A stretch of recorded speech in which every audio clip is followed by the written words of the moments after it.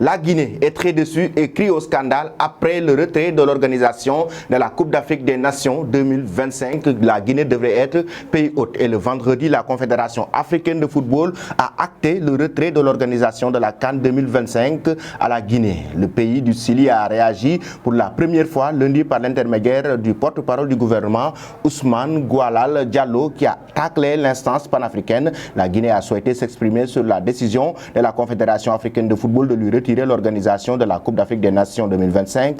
C'est une déception parce que, encore une fois, comme dans beaucoup d'organisations internationales, le lobby financier est plus puissant que les réalités. C'est-il notamment confié à l'AFP. Pour rappel, selon la CAF, la Guinée n'avait pas levé les doutes sur un potentiel défaut de préparation au niveau des infrastructures et des équipements qui seront utilisés lors de la CAN 2025. Le porte-parole du gouvernement a donc souhaité répondre aussi aux accusations de la Confédération africaine de football et c'était quand même très tendu. Nous sommes à presque 3 ans de l'échéance.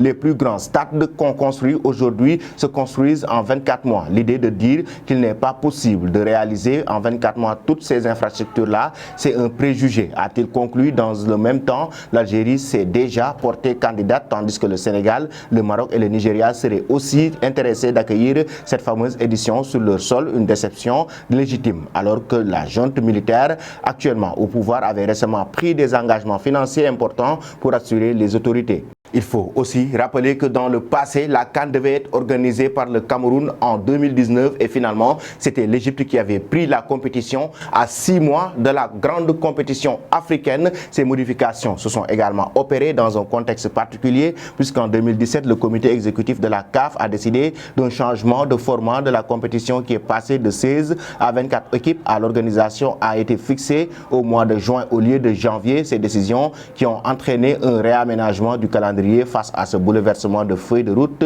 du comité d'organisation, le Cameroun n'avait pas réussi à s'organiser à temps en répondant aux nouvelles exigences comme l'augmentation du nombre de stades, la mise aux normes des infrastructures d'accueil. La Guinée avait-elle été désignée comme pays suivant pour la réception de la CAN 2025 seulement en raison d'un contexte politique particulier et des retards constatés à moins de 4 ans de la compétition? La CAF a tranché un appel à candidature pour la CAN 2025 sera rouvert, a annoncé le président Patrice Motsepe samedi lors de la réunion du comité exécutif de la CAF organisée à Alger. Selon vous, la Guinée devrait-elle organiser la CAN ou bien ce sera au tour de l'Algérie?